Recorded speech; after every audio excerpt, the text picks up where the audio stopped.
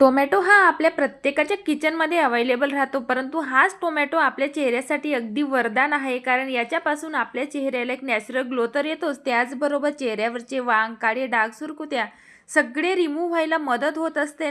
आणि वाढत्या वयानुसार तुमच्या चेहऱ्यावर जे काही प्रॉब्लेम असतील ते देखील कमी व्हायला या टोमॅटोमुळे मदत होत असते. कारण टोमॅटोमध्ये ब्लिचिंग प्रॉपर्टी जी भरपूर जास्त प्रमाणात असते, पार्लरपेक्षाही खूपच सुंदर ग्लो तुमच्या चेहऱ्यावर येईल. चला तर मग आजची सुंदर अशा रेमेडीला सुरुवात करूयात. तर या ठिकाणी आपल्याला लागणार आहे पूर्णतः लाल रंगाचा टोमॅटो. लक्षात ठेवा, पूर्णतः लाल रंगाचाच टोमॅटो आपल्याला यूज करायचा आहे.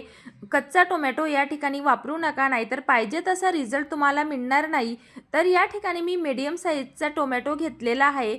तर टोमॅटोमध्ये ब्लिचिंग तसेच क्लिन्झिंग प्रॉपर्टी जी भरपूर जास्त प्रमाणात असते, त्याचबरोबर व्हिटॅमिन सीचं प्रमाणे टोमॅटोमध्ये भरपूर जास्त असतं, जे की आपल्या स्किनवर नॅचरल ग्लो येण्यासाठी तर हेल्पफुल राहतच. त्याचबरोबर आपल्या चेहऱ्यावर जर का काळे डाग असतील, वांगाचे डाग असतील, त्याचबरोबर सन टॅनिंग झालेली असेल, ते देखील रिमूव्ह करायचं काम टोमॅटो हा अगदी सेकंदात करत असतो. त्यासाठी आजच्या या रेमेडीमध्ये टोमॅटोचा आपल्याला आवर्जून वापर करायचा आहे.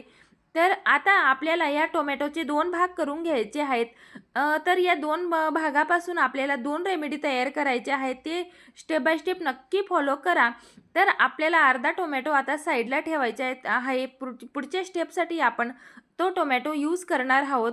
तर अर्धा टोमॅटोपासून आपल्या चेहऱ्याला लावण्यासाठी स्क्रब तयार करायचा आहे. तर टोमॅटो आपल्या चेहऱ्यावरची जेवढी देखील घाण असते ते ते रिमूव्ह करण्यासाठी अगदी हेल्पफुल राहतो.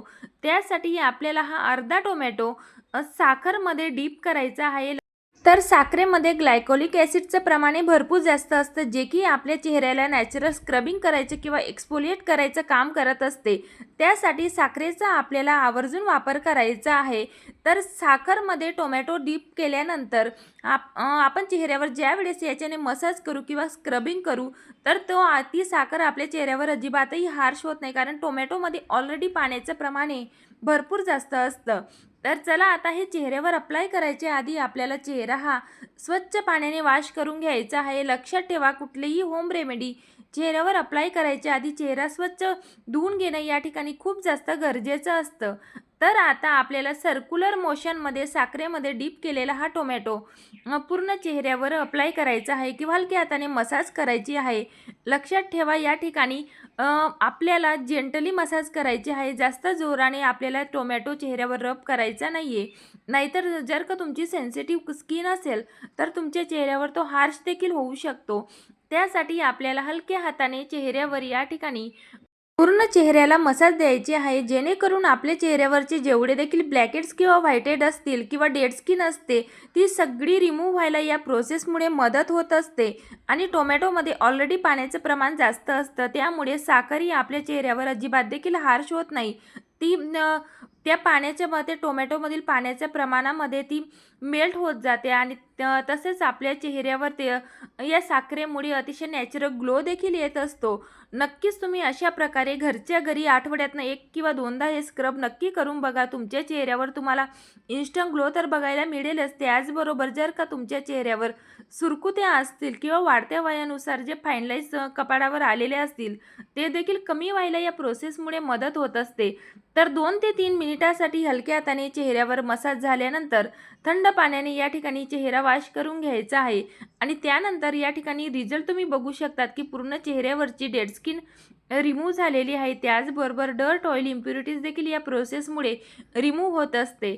तर या ठिकाणी सुंदर असा ग्लो चेहऱ्यावर आलेला आहे. आता नेक्स्ट स्टेप आपल्याला करायची आहे, ते म्हणजे चेहऱ्याला लावण्यासाठी अतिशय सुंदर असा फेस मास्क आपल्याला तयार करायचा आहे. तोही आपण जो अर्धा टोमॅटो या ठिकाणी साईडला काढून ठेवलेला होता, तो टोमॅटो आता आपल्याला एका बाउलमध्ये किसणीच्या साहाय्याने त्याच्यातला जो रस आहे किंवा पल्प आहे तो किसून घ्यायचा आहे. तर तुम्ही या ठिकाणी टोमॅटोतला रस असा पिळून देखील घेऊ शकतात. आपल्याला त्याच्यातला पल्प देखील लागणार आहे. त्यासाठी किसणीच्या साहाय्याने या ठिकाणी आपल्याला टोमॅटो छान असा किसून घ्यायचा आहे. तर आपल्याला या ठिकाणी साधारणतः 1 ते 2 टेबलस्पून एवढा टोमॅटोचा ज्यूस किंवा पल्प या ठिकाणी लागणार आहे. तर मिक्सरमध्ये देखील तुम्ही ग्राइंड करू शकता, पण त्यापेक्षा जर का किसून घेत असणार तर ते जास्त उत्तम राहील. आणि हो, तुम्ही माझा हा व्हिडिओ कुठल्या गावातनं किंवा शहरातनं बघताय ते देखील मला नक्की कमेंटमध्ये सांगा, जेणेकरून मला कळेल की माझा व्हिडिओ कुठपर्यंत पोहोचतोय ते.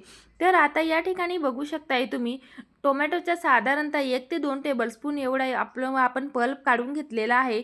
तर आता यामध्ये आपल्याला नेक्स्ट इन्ग्रेडियंट ॲड करायचं आहे, ते म्हणजे घट्ट असं दही. लक्षात ठेवा, जर का दही तुमच्याकडे आंबट असेल, 2 ते 3 दिवसापूर्वीचं असेल, तर जास्त त्याचा इफेक्ट तुम्हाला रिझल्ट चांगला बघायला मिळेल.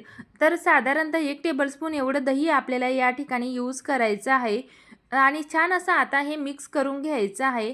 तर आता यामध्ये नेक्स्ट इन्ग्रेडियंट आपल्याला ॲड करायचं आहे, ते म्हणजे बेसन पीठ. तर बेसन पीठ देखील आपल्या चेहऱ्याला इन्स्टंट ग्लो येण्यासाठी खूप हेल्पफुल असतं. त्याचबरोबर नॅचरल क्लिन्झरचं काम देखील बेसन पीठ करत असतं. त्यासाठी यामध्ये आपल्याला 1 टेबलस्पून एवढं बेसन पीठ ॲड करायचं आहे. जर का तुम्हाला बेसन पीठ सूट होत नसेल, तर तुम्ही या जागेवर मसूर डाळीचं पीठ देखील यूज करू शकतात किंवा तांदळाचं पीठ देखील यूज करू शकतात. तर आता यामध्ये नेक्स्ट घटक आपल्याला ॲड करायचा आहे, तो म्हणजे कस्तुरी हळद, ज्याला आपण व्हाईट टर्मरिक म्हणतो. तर या ठिकाणी लक्षात ठेवा, कस्तुरी हळदीचाच आपल्याला वापर करायचा आहे. किचनमधली हळद शक्यतो अवॉइड करा, कारण भरपूर वेळा त्यामुळे आपल्या चेहऱ्यावर तिचा पिवळसर रंग उमटत असतो. त्या उलट आपल्या चेहऱ्यावर कस्तुरी हळदीचा अजिबातही पिवळा रंग उमटत नाही. उलट आपला चेहरा जास्त ग्लो करायला लागतो. तर आता कस्तुरी हळद ॲड केल्यानंतर आपल्याला यामध्ये नेक्स्ट इन्ग्रेडियंट ॲड करायचं आहे, ते म्हणजे ॲलोवेरा जेल. तर ॲलोवेरा जेल ॲड करणं खूपच जास्त महत्त्वाचं आहे, कारण यामुळे आपल्या चेहऱ्याला डीप हायड्रेशन मिळत असतं.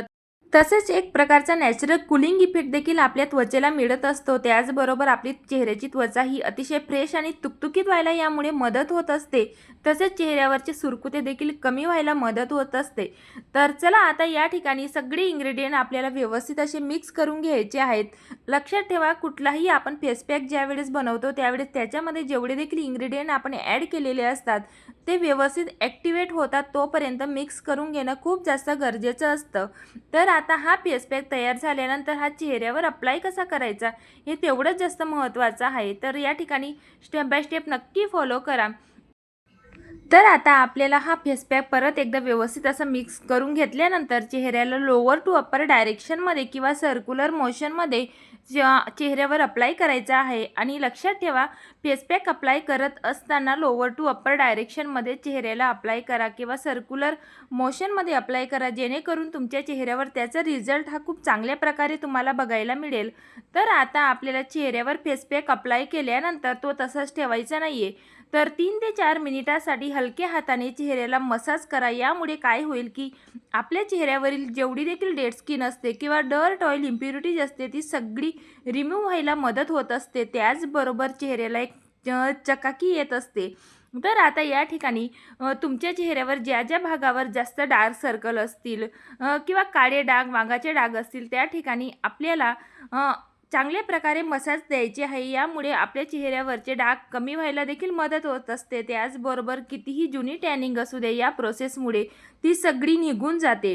तर व्यवस्थित अशी आपल्याला 3 ते 4 मिनिटासाठी पूर्ण चेहऱ्याला मसाज करायची आहे. यामुळे आपल्या चेहऱ्यावर ब्लड सर्क्युलेशन देखील खूप चांगल्या प्रकारे होते. त्याचबरोबर आपल्या चेहऱ्यावरील ब्लॅकेट्स आणि व्हाईटहेड्स देखील यामुळे रिमूव्ह व्हायला मदत होत असते. तर चेहऱ्यावर 2 ते 3 मिनिटासाठी मसाज झाल्यानंतर चेहऱ्याला फेस पॅकची सेकंड लेअर अप्लाय करायचं कधीही विसरायचं नाही.